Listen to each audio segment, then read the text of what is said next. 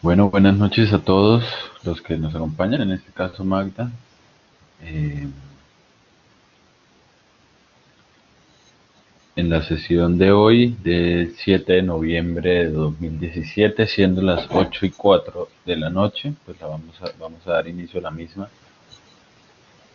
Esta sesión relativamente va a ser también rápida en el sentido de que estas últimas sesiones van a depender de la presencia y participación de los estudiantes y yo voy a hacer una simple exposición de lo que tenemos a nuestro cargo en este momento.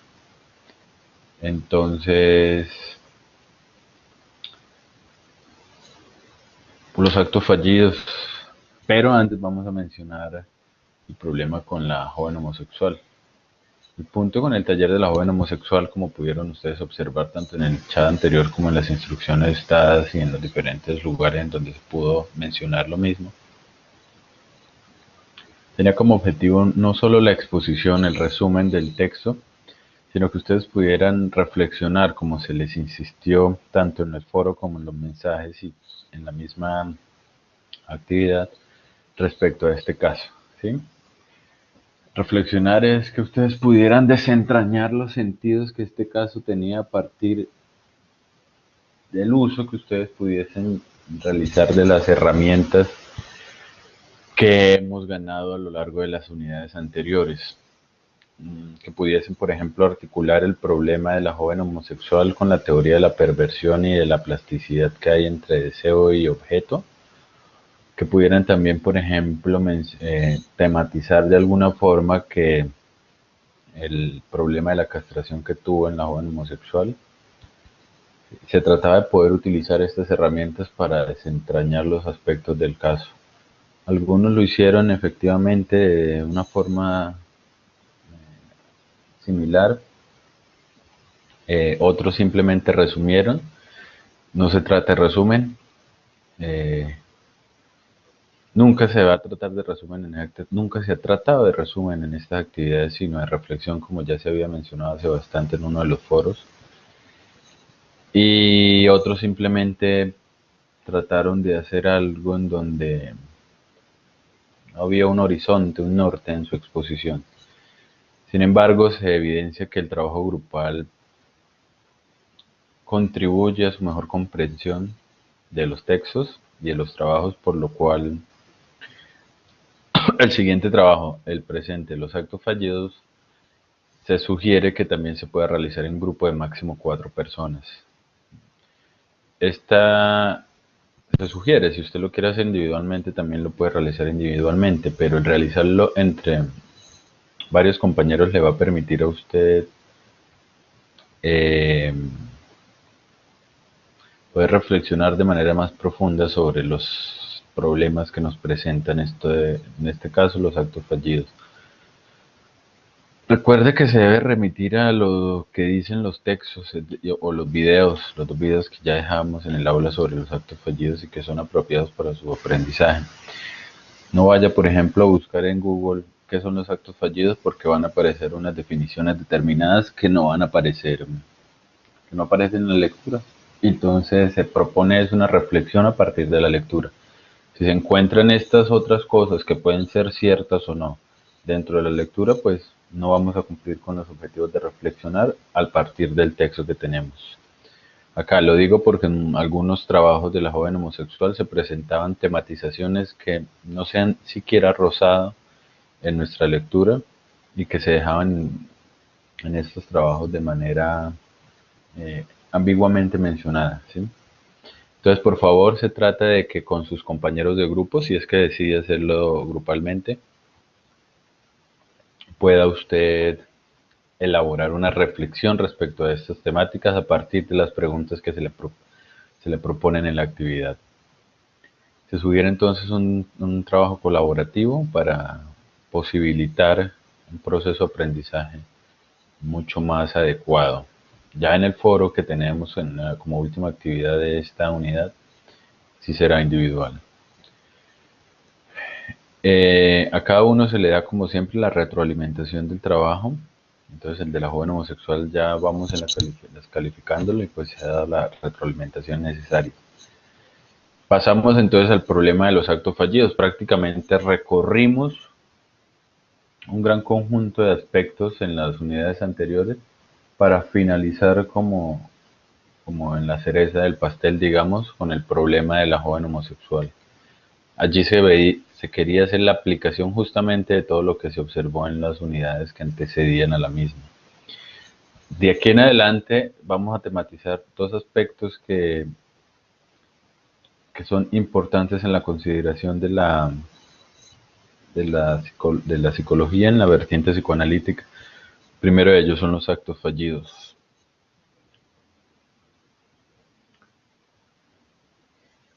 De nuevo, pues damos una bienvenida a todos, tal como ha sido ya política de nuestros videochats de inicio de semestre.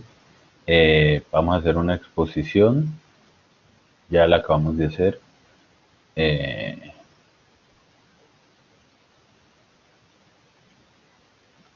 Una exposición, digamos, aclaratoria respecto a la anterior y a lo que viene. El trabajo también de los actos fallidos debe ser de máximo 2 hojas de contenido. Tengan muy en cuenta la redacción. Hay trabajos que lamentablemente quizás fueron realizados presurosamente, sin un cuidado apropiado y tristemente es muy difícil comprender lo que en ellos se expone. Entonces, y algunos pues han tenido bastante inconveniente con esto, es una persistencia, entonces por favor tengan esto presente. Vamos a hacer entonces posteriormente una explicación breve de lo que pueden ser los actos fallidos, con un ejemplo del mismo. Y finalizaremos con la parte donde los estudiantes deberían intervenir. Esperamos que puedan llegar más estudiantes. Igual la estudiante que está presente puede hacer las fórmulas, puede hacer las preguntas que requiera para su adecuada comprensión de la temática. Entonces, los actos fallidos. Hay diversos grupos de actos fallidos, ¿no? La idea es que usted pueda más o menos rastrear a qué se refiere cada acto fallido, es decir, a qué apunta. Si puede ejemplificarlo, pues estaría mucho más adecuado y sería muy positivo de su parte que lo realizara de esta forma. Pero se plantea una estructura general de los actos fallidos, ¿sí? Teniendo en cuenta que, por ejemplo, los olvidos de nombres propios también es un acto fallido. Pero vamos a centrarnos en los que fue al menos en la conferencia 13 de centro.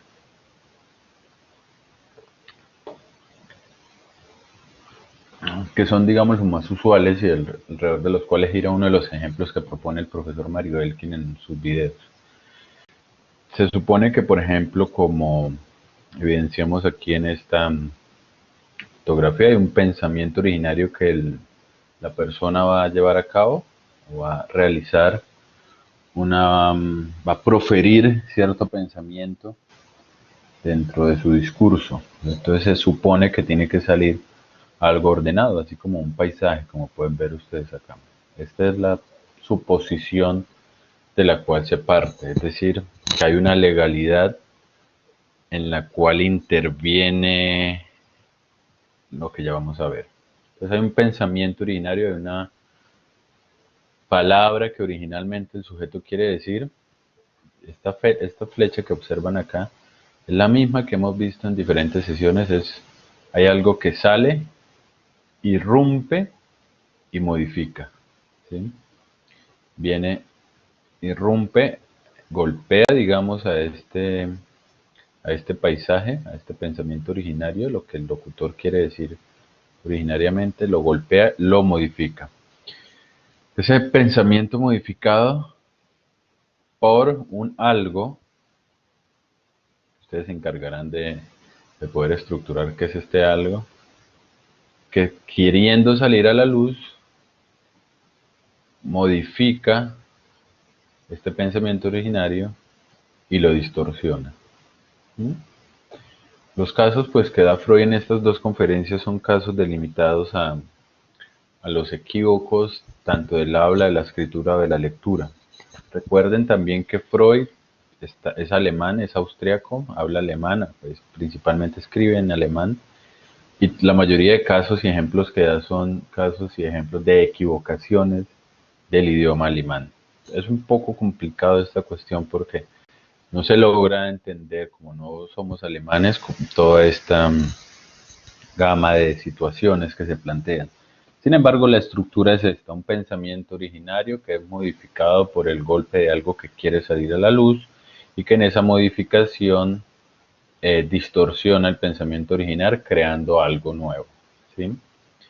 Puede ser que se cree una nueva expresión, es decir, que como dice por ahí en la conferencia 3, que se unan dos expresiones en una misma.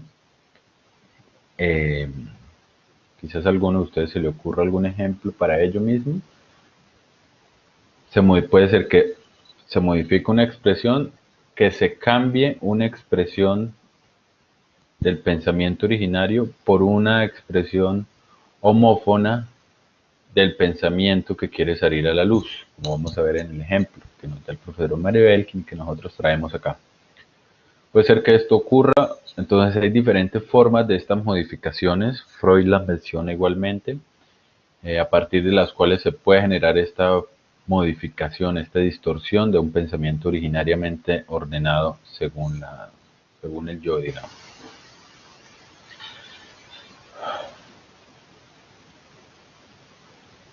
Se da entonces, y esta gráfica pues quiere simplemente subrayar que lo que se da es una fuerza de algo que quiere parecer algo oculto, como hemos llamado muy metafóricamente el inconsciente, una fuerza que quiere salir a la luz, que sumada a una oposición del yo, se genera una transacción como se generaba en los síntomas. Es importante que esto lo puedan tener en cuenta para la exposición de sus textos y se genera entonces lo que se llamará un acto fallido. Tal como, tal como se había podido observar en, en una de las primeras clases, en una de las primeras clases de neuropsicosis de defensa. Vamos a ver si puedo encontrar el archivo para compartirles a ustedes el texto, que quizás nos sirva para este objetivo. En una de las primeras clases habíamos nosotros observado digamos, una estructura, una forma general para poder representarnos el funcionamiento de estos diferentes sistemas que propone el psicoanálisis, y era la oposición justamente entre una fuerza inconsciente, un impulso, una pulsación inconsciente que queriendo salir a la superficie se veía obstruida por un proceso de represión que está organizado a partir del yo o las instancias culturales. Observémoslo. Acá entonces, que es lo mismo, es algo similar a lo anterior,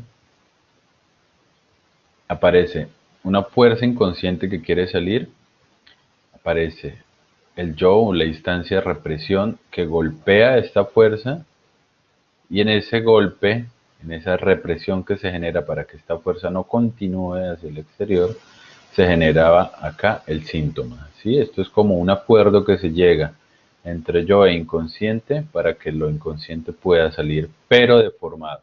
¿Listo? Hay una deformación y eso es lo importante. En la histeria esta deformación era la conversión, por ejemplo. Eso en este caso de la neuropsicosis de defensa que habíamos nosotros observado en algún momento de la primera unidad. Aquí se encuentra algo similar, encontramos pues hay una fuerza, hay algo que quiere salir, no necesariamente tiene que ser lo inconsciente como sexual, como veremos en el ejemplo, pero hay una represión, hay algo que quiere que eso no salga y en eso se genera una transacción entre estos dos lugares y aparece así la deformación final, el acto fallido. Como se ha mencionado en las unidades anteriores, es importante observar que más o menos, digamos, la estructura de lo que es el psicoanálisis y sus diferentes movimientos eh, persiste como, persiste la presencia de lo inconsciente y de un momento de represión de lo mismo, generando un tercer término, digámoslo de esa forma. En los actos fallidos, pues se presentan este tipo de acciones, ¿no? Algo quiere salir, algo no lo deja salir y se lleva a cabo una modificación que hace que entonces se presente de una nueva forma. Los olvidos de nombres propios, los olvidos de las cosas, también tienen esta misma estructura.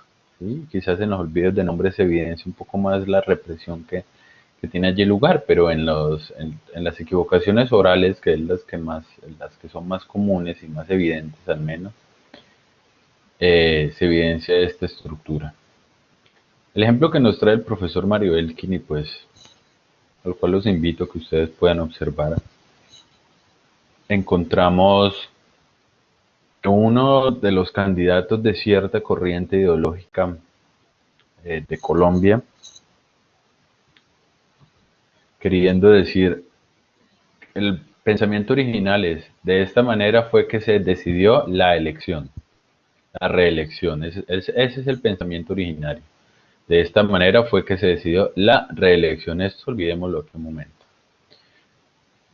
Sin embargo, lo que surge finalmente en pleno auditorio y en pleno debate es algo que iría contra todo lo que es el yo del mismo sujeto y el mismo yo del partido. ¿Sí? Es decir, el sujeto no puede confesar, ni el yo del partido puede confesar que ha habido un esquema de corrupción en el proceso de reelección de cierto expresidente colombiano. Sin embargo, que no pueda confesar ese proceso de corrupción no implica que eso no haya ocurrido. ¿Sí? Eso persiste. Como decía el mismo profesor Mario Elkin en otra de las lecciones que teníamos a nuestro cargo, eso habla, eso persiste en el sujeto, esa fuerza que quiere confesar porque sabe que ha cometido algo malo, etcétera, etcétera. Cosa que digamos solo se sabría en análisis, ¿no? Donde el sujeto pueda realmente trabajar sobre este problema. Pero esta fuerza inconsciente, queriendo salir, ve opuesta a su intención el yo del sujeto y el yo del partido mismo. Entonces, como el sujeto no puede o no quiere decir eso, no quiere decir que se fraguó una corrupción, lo que ocurre es un reemplazo de esta expresión reelección, que era la expresión originaria, era el pensamiento originario, era sostener que de esta forma se realizó la reelección, pero este pensamiento se ve golpeado por otra instancia, que es la instancia de la corrupción. Y lo que ocurre no es una deformación muy grande en el sentido de que persiste aquí claridad en lo que se dice, sino que lo que se ha deformado es el pensamiento original a partir de una homofonía entre estas dos palabras, al menos en la sílaba final, reelección y corrupción. Ese punto, como esa sílaba que las une, el sion, esto es todo del profesor Mario Belgin, aquí simplemente estamos haciendo un comentario, quizás no tan apropiado como el mismo video, que es muy claro por sí mismo. Esa reelección y esa corrupción teniendo esta sílaba en común es lo que permite que se reemplace de forma inconsciente esta expresión por esta otra, juntándolo al verbo decidió, es decir, que hubo una conciencia del partido, del sujeto, para llevar a cabo el proceso de corrupción. Lo que ocurre entonces acá es que dicho pensamiento que se ve coartado por todas las instancias represivas, por todas las instancias yoicas, tanto del sujeto como del mismo partido, eh, logra salir por un aspecto en común que tienen estos eventos y es la particulación. De esta forma se genera un nuevo enunciado, se ha distorsionado el enunciado anterior Y aquí se está diciendo una verdad, aquí algo se está diciendo, esto no es simplemente como, es decir, una vez el sujeto dice esto, viene a mencionar que es simplemente un equívoco, que se equivocó de expresión. Hace poco más de una hora escuchaba yo en una entrevista en RCN Radio a un candidato presidencial que fue ministro, a un candidato presidencial. Le estaban preguntando por su candidatura y, y dijo lo siguiente. Decía esto el candidato, yo lo que no quiero es el bien del país. Se corrige inmediatamente y dice, perdón, yo lo que quiero es el bien del país. ¿Ha ocurrido allí acaso un acto fallido en vivo y en directo hace tan solo una hora? Podemos pensar que este candidato, al haberle colocado la expresión no, al haber negado de forma inconsciente su intención originaria que era yo quiero el bien del país, y le coloca yo no quiero el bien del país, ¿acaso está diciendo este sujeto algo que realmente piensa él? Según el psicoanálisis hay una confesión, efectivamente, no una confesión, digamos, en términos legales, no es que como evidentemente mencionó el profesor Mario Belkin, no es que vaya a ocurrir un proceso legal contra estos sujetos, por ejemplo, contra este candidato, menciona esta frase, o como el candidato que acabo de escuchar yo hace tan solo 60 minutos, pero se está diciendo una verdad a la que evidentemente el yo, el yo se va a oponer. Esta verdad que de todas maneras sale deformada en lo inconsciente es algo a lo que se opone este yo. Este yo se va a oponer siempre a esa verdad y entonces va a empezar a decir, no, yo lo que quería decir era otra cosa, no, yo simplemente me equivoqué, no, es que estaba cansado y confundí las expresiones, ¿no? Y empieza a buscar una y otra y otra y otra excusa, tal como lo menciona Freud en las primeras partes de la primera conferencia que tienen a ustedes a su cargo, que se buscan diferentes razones para decir que la existencia de los actos fallidos no revelan nada en realidad, que son simplemente accidentes que se dan en la vida cotidiana. Sin embargo, para el psicoanálisis, en efecto, sí hay algo que se dice, hay un problema allí, ya que hay una verdad que se está diciendo, una verdad que no quiere ser reconocida, y siendo algo completamente minúsculo, algo casi que uno no puede tener en cuenta, más allá de de esta teoría, se dice algo sobre una verdad del sujeto, sobre una verdad histórica, eh, como hemos mencionado. Entonces, de esto más o menos se trata muy en general los actos fallidos. Aquí simplemente queríamos dar como unos vectores para que ustedes se ubicaran en las lecturas. Recuerden ver los videos del profesor Mario Elkin. Recuerden principalmente leer los textos. Muchos de ustedes se ha evidenciado que leen resúmenes de internet los textos. Eso se puede evidenciar por muchos aspectos que no aparecen. Entonces, lo importante de este momento es que ustedes puedan principalmente tener claro más o menos qué son los actos fallidos, ¿sí? Poder mencionarlo a partir de lo que dice Freud, repito, no de lo que dice ni Lacan, ni Jung, ni Google, ni Don Wikipedia, sino poder establecer con sus propias palabras qué son los actos fallidos. En las conferencias 2 y 3 de Freud. ¿Qué tipos de actos fallidos existen? Más o menos mencionan los que Freud mismo menciona.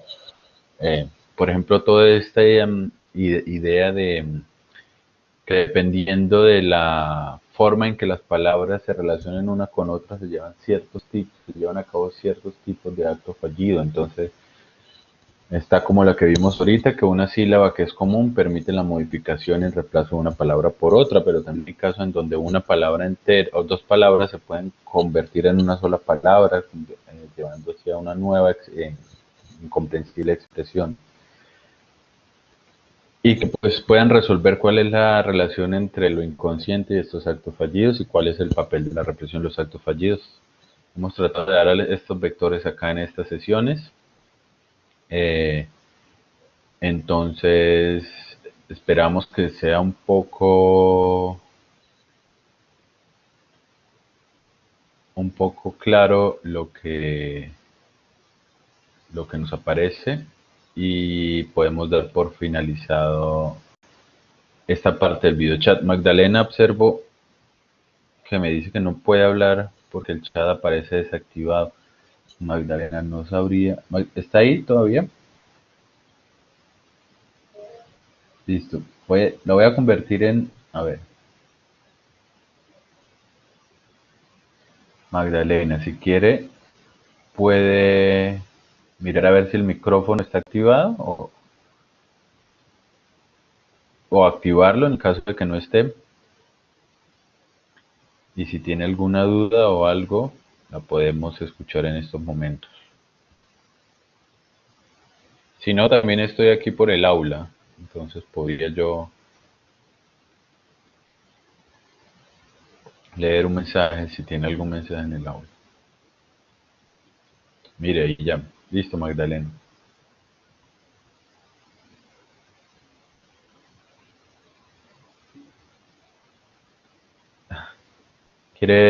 ¿Hay algo de lo que quiera preguntar ahí?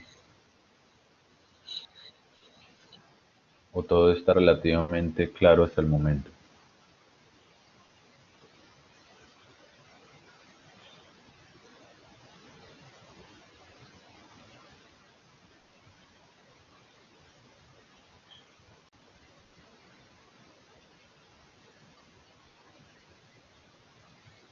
Bueno, Magdalena, de todas maneras, pues ya se... Ah, mire.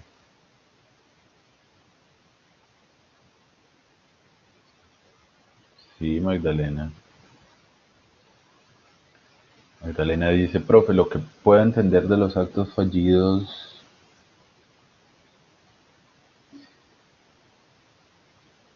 es que cuando se da la terapia en psicoanálisis,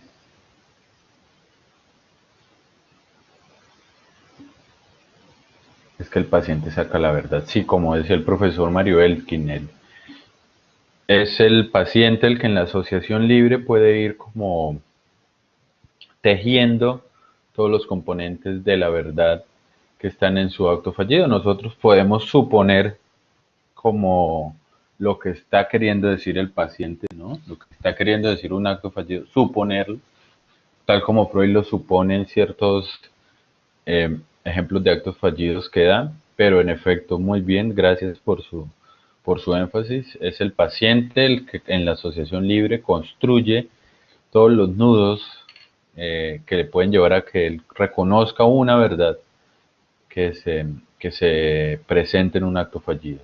¿Sí? Es él mismo el responsable de la construcción de esa verdad. Muchas gracias, Magdalena. ¿Alguna otra cosa? Bueno, Magdalena, ya sé quién es Magda. No sabía que era Magdalena, ya sé el NRC al cual pertenece. Y usted ha asistido a la mayoría de sesiones y eso es muy notable, ¿no? Entonces, lo tendremos presente. No es nada más por el día de hoy. Eh, Quedo de todas maneras siempre atento a cualquier duda que ustedes puedan presentar. Esto siempre estoy viendo los mensajes que me mandan al correo o al aula y siempre estoy dispuesto a llevar a cabo alguna aclaración que alguno de ustedes necesite. Entonces, muchas gracias por su atención y esperamos que esta actividad pueda ser realizada de una forma adecuada para que podamos finalizar esta asignatura de la mejor manera para todos. Muchas gracias y muy buenas noches. De nada, Magdalena. Buenas noches.